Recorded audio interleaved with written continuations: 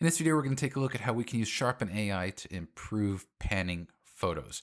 Now, as you can see here, this is a photo I took actually in Havana, Cuba, and the bunch of cars were zipping by, and so I like practicing with panning photography. There's a lot of fun. It's a very dynamic feel when you can capture moving subject. But the key is to get the moving subject to be kind of sharp while conveying motion in the background.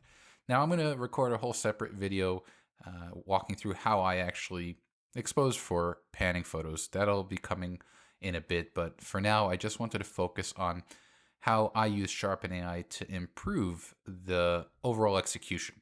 So again, here's this the photo here of this little beetle, and I already have the photo open in Sharpen AI.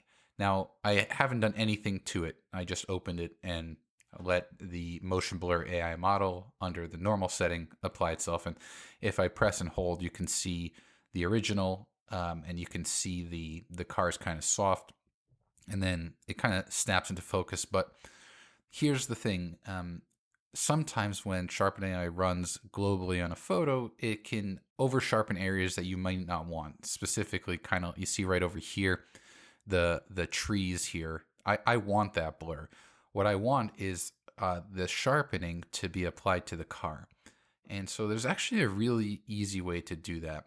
But before we do that, the first thing we need to do is figure out which of the AI models will work best for the photo. The easiest way to do that is go to View and then select Comparison View. And then what I'm going to do is I'll zoom in to about 100% and put focus right over here. So this is the way that I use Sharpen AI. You might have your own workflow. This is not I don't want to tell you that this is the only way to do it, but this is kind of how I do it. And I actually think it's a pretty functional workflow. So first thing I do is I just look at the 3 different AI models. You can see in this quadrant, we have motion blur, bottom left, we have out of focus, and bottom right, we have too soft. Now, when I find the AI model that I think gives me the best results, I'll stick with that. So I can see here motion blur is the best according to just my own kind of visual aesthetic. I like motion blur the most. And so the next thing I have as far as an option, I selected the model that I like. Now I can choose the mode, whether I want it to be normal, very noisy, or very blurry. And so I'll start by clicking on very noisy and then very blurry. And then I'll just click between them and see if there's one that I like over the other two. And in this case, I actually like very blurry. I think that one looks the best. So now that I have the AI model and the mode selected, I'll just double click on this quadrant. And then I'm going to change the zoom to fit so I see the entire image. And so again, like we started with, if I press and hold, I can see the original. Notice the car is soft. You know, it has most of the detail there. But with Sharpen AI, it just, especially, I mean, you look at the door handle and just this is the area that I really want focus to go with the passengers and the details of the car door. Also the hubcaps, they just, even though they're moving, there's even more detail to them, which I really like. But like I said, there's all this kind of extra crispiness in the background, which I don't like. And so this is how you can take an extra step to really let Sharpen AI bring focus to where you want. To do that, I'm going to click on the mask button here in the bottom, and I'm going to click on this button over here called Find Objects. You can see our AI engine has detected a car and a person, and I want the car. Basically, I just want sharpening to apply to the car. So it's super easy. I'm just going to go ahead and select this checkbox. And you can see the mask was automatically applied. I didn't do anything. All I did was click on the checkbox. And because I've got this overlay checkbox selected, you can see the mask being visibly presented. Now, here's the thing. It detected 2 cars, rightfully so. There's another car here in the background. Even though it's blurred, I'm going to deselect the overlay so you can see it. So it's actually kind of impressive the way that Sharpen AI found this car, even though it's way too blurred. But I don't want it. And so to remove it, what I'm going to do is select the sub button to subtract. I'll increase my brush size, and I'm just going to draw over the car. I'm going to make sure that I get basically everything. Let me also drop the softness or the feathering of the brush.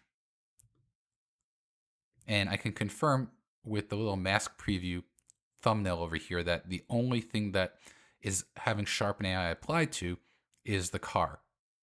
And I'm going to go ahead. Let me just click on the overlay one more time just to make sure, see if I missed anything. And it looks like I did. So I'm going to make a smaller brush, get rid of that right there. And we are looking good now. So I can further refine this. Like I can, again, turn the overlay to see the mask. And then if I want, I can further refine the mask. But I'm fine with this for the purposes of the video. And when I'm done, all I need to do is click Apply Mask. Now, when I click to toggle the original and the after, you can see that the only thing that's being affected is the car in the foreground. And you still get that motion, the really great motion in the background. You are getting motion in the car as well because the tires have that kind of quality to them. But you're also getting this really nice, sharp detail that wasn't there. And I think that really adds to the effect of the panning shot. Now let's try it again with another panning photo. All right, so here's a photo I took of my buddy out in the middle of Nebraska. You can see these are cornfields in the background, and he has been working on restoring his truck for a while, this really cool vintage truck.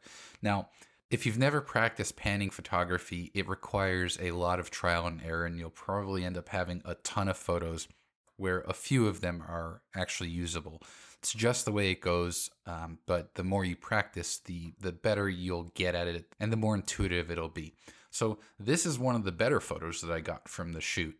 And so what I did was I opened it up into Sharpen AI because I want to see if I can get a little bit more detail, especially in kind of the cab area and on him.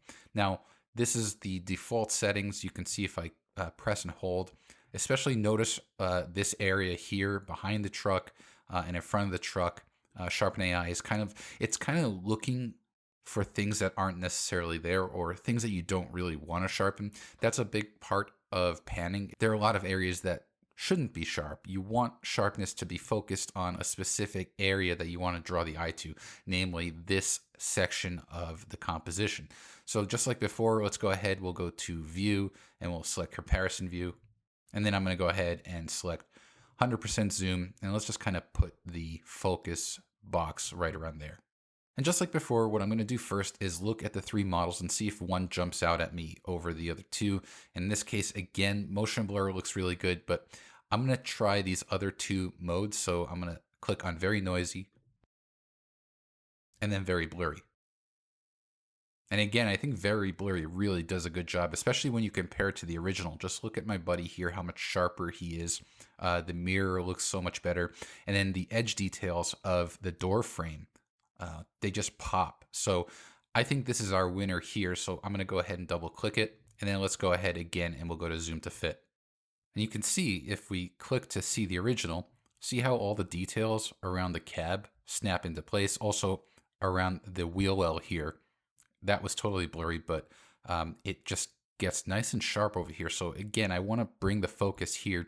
Also, I don't want the sharpening to apply to the road or to the background. So just like before, let's click on that mask button. And this time, even though we have the car and the person selected, I don't want to use the auto masking. So I'm going to click on this button to hide it. I'm just going to manually paint in what I want. And so to do that, I'm going to click on the Add button. Sharpen AI is applying itself to the entire photo, which I don't want.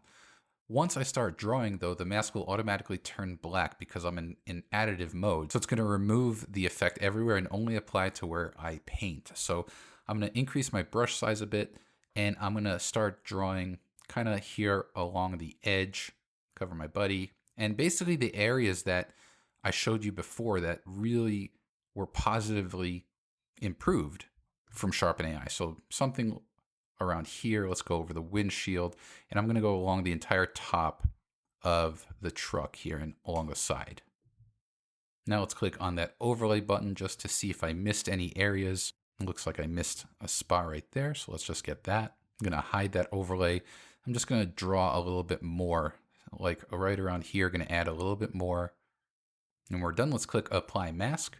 And then if we click, you can see just how much of an improvement you get just by selecting where you want Sharpen AI to apply itself. Notice again that all the other surrounding areas of the truck are clean. They're not overly sharpened, but we get that really nice snap exactly where we want the eye to go, to the cab and to the passenger. And so that's how I use Sharpen AI to add just that extra touch to my panning photos. I hope you found this helpful and inspiring, and I look forward to seeing you on the next video.